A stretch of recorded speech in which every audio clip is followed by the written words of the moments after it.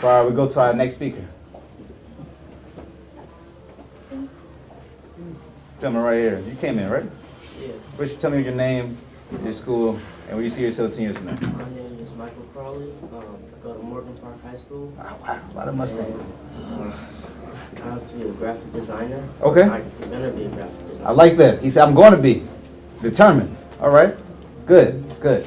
All right, so I'm getting ready to close, go to the next speaker here. Like I said, thank you all for coming here. We'll probably have more Q&A after this. But again, anything that you want to do, you can do it. And it started with college. So when I asked you all, what do you want to do? You all gave me that. That was a vision. Now comes the action. That's college. So with that vision and action, you will get what you want. You will get it. I guarantee it. Actually, I want you to come back 10 years from now and find me. But you know, Mr. Allen, you're right. You said that if I have vision and action, I will accomplish that. And you have to want it, okay? So just think about it. So when, 5 more minutes, please. yes. So you have the ability. It's there.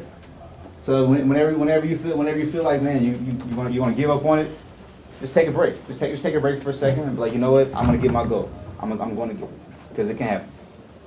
All right. I'll turn over to our next speaker here. Thank you all. Thank you.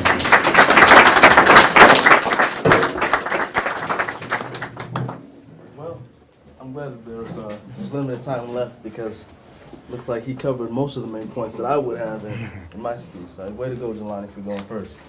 My name is Lumide Saeed, and I spent the last little while sitting there trying to figure out what it was exactly that I was going to tell you that's a little bit different from what Jelani was saying, all of which was true. I decided that I wanted to say first that the reason why we're all here right now, the reason why we're all sitting right here and talking about college is because the world has changed. And the adults in the room know what I mean when I say the world has changed. There was some time, not too long ago, not too long ago, where perhaps in high school education was all that you would need in order to be relatively successful in your life.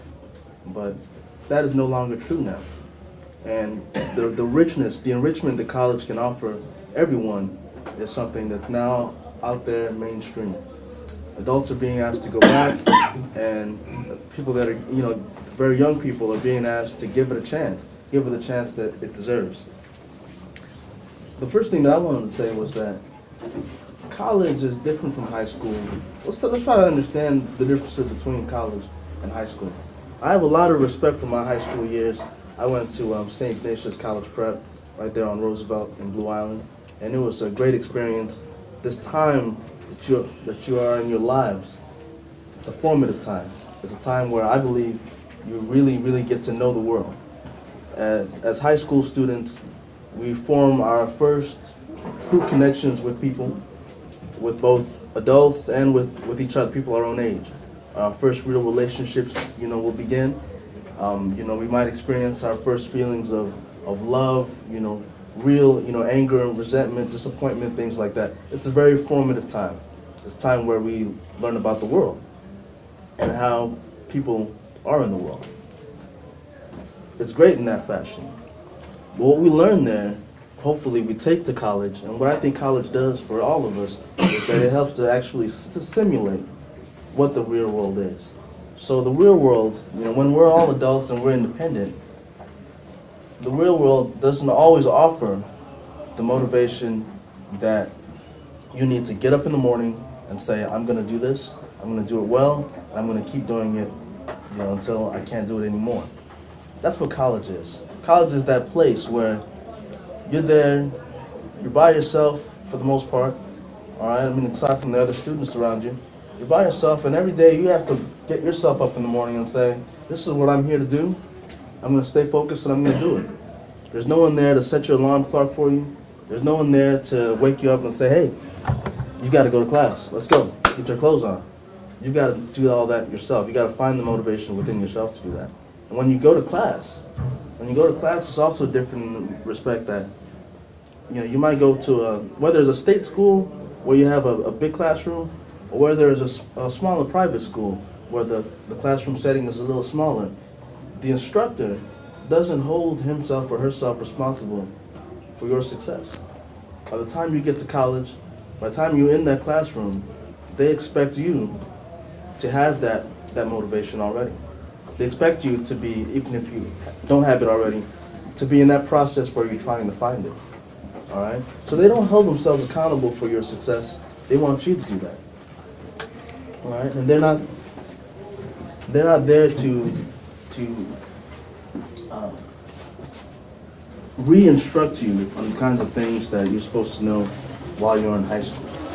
They're there so that to stimulate that real world environment where you have things to be accountable for, you have measures of success that you need to reach for, and hopefully reach. And they're there to tell you maybe when you fall short, but no one's there to hold your hand to make sure that you actually get there. They expect you to do that on your own. So we're telling you right now that that experience is valuable. It's valuable to know how to do things like that. It's valuable to have that sense of independence and that place where you can have almost a test run before you're thrust into the real world where it's about employment, it's about surviving and making the most of your life. College can be that stimulation for you that you all need. And it can be fun, and it can be exciting. It's definitely going to be rewarding as far as academically. And I just want to encourage all of you to give it its due consideration. I'm glad that every young person that's in here is interested in going to college. My college experience was a long and winding road. I think Jelani pretty much had more or less a straight shot through college, but I had to go through a few different schools before I really got a handle on what I wanted to do, and I really got the motivation to push myself through it. All right. I went to the University of Illinois in Chicago at first. I was a chemistry major, so I know about how those calculus classes and those high-level science classes can really kick your butt. Then I switched gears and I stopped for a while, and I kind of let some distractions get in my way. I was always chasing some girls and wanted to get my relationship things happening, and I wanted to party with my fraternity brothers. Whenever they were doing something on campus, I was doing things that didn't keep me focused. So eventually I had to kind of stop college, took a couple of semesters off and said, you know what do I really want to do here? I decided that I had to go back, and that it was the only way that I could achieve the goals that I wanted in my life. I wanted to be able to be in a position where I could help others.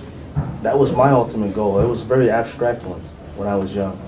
I simply wanted to grow up and be the kind of person that had the skills to help my fellow human being in some way, whether that was being a doctor or being a lawyer or being a teacher. I wanted to acquire the kind of skills that would allow me to do that. I knew that I wouldn't do it without a college education, so I went back.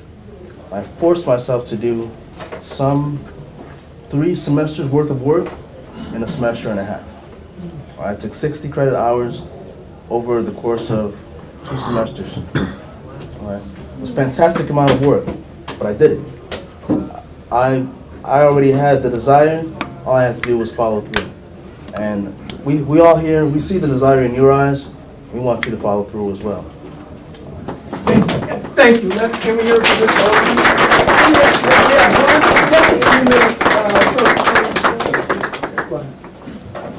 And then we want you guys to get to the college fair, and we have other people coming in. Good morning. How's everybody doing this morning? Great. Good. My name is Chief Master Sergeant Charlie Richardson. I'm retired Air Force, and what I came to tell you today is an opportunity in aviation. What I represent is the Tuskegee Airmen. The Tuskegee Airmen, which is HBCU Tuskegee, they, as the gentleman was explaining, they stuck together and got through the hardships of World War II. They were the first African American pilots to fly and escort bombers. They never lost a bomber. They flew over 15,000 missions. They had over 250 sorties, and they never lost a mission. The reason why they did that was because they studied together, like you're going to be doing. They read together because they didn't have any outside influence. Tuskegee was locked in, and so all they could do was to work together, study together, and get to their goal, which was to learn how to fly. They all they all wanted to fly. They all knew how to fly previously, but aviation is why I'm here. I'm a product of aviation. I started off at 20 years old. I was in college. I got drafted. I went overseas to Vietnam. I started working on aircraft. I worked on reciprocating aircraft, the one with propellers. Then I moved up to jet engines, worked on those, hands-on. Went back to school in engineering, and I completed that. And then I got a job simultaneously with the Air Force and with the Department of Defense as a quality engineer. So I work on aerospace products now as a aerospace engineer. And what I do is I go hands-on, look at blueprints, look at drawings, look at the different parts that go into aircraft to make sure that what goes on the aircraft works. That's a realm of opportunity for you to look at a part that once you put it together, once you see how it's made, hands-on, you actually put it on the aircraft and get on the aircraft that makes it fly. How many of you know how an airplane works? Okay. The basic theory behind aircraft, that weight has to have propulsion. That propulsion moves, it actually, the wings, if next time you fly on a plane, actually curves. And that curvature gives it lift. That lift and the thrust gives it your flight. That's how basic aircraft flight, just to give you a little knowledge on it. But once you learn the basic theory of flight, it's easy. And so what we do with the Tuskegee Airmen to honor them because of their legacy, most of them are 90, and as you can see, I'm not an original Tuskegee Airman. And most of them are in their 90s now. They flew, and some of them are in our chapter. And I have our website here, is www.taichicago.org. And what we do to give back to the community is twofold. You pass these out, please. We fly kids every second Saturday of the month for free. For free. If you're interested in flying, we fly students for free. And the reason we do that is to give you another realm of opportunity to learn about aircraft and aviation. Because there's millions of jobs out there in aviation that we just overlooked. In manufacturing, to make the part, in aviation, to fix the part. For every one aircraft that leaves the ground, there's 20 people behind it to get it off the ground. 2 more minutes. Okay, so I just wanted to let you know in the camaraderie with the Air Force, with the Tuskegee Airmen, and what you'll be going into will be the same thing. You'll have to work together, you have to learn together, you have to study together, and that's what we do. So let me pass out some more flyers. This is what we do with the Tuskegee Airmen. And what we do is carry on the legacy of the Tuskegee Airmen. Also, we have another program just started called a Legacy.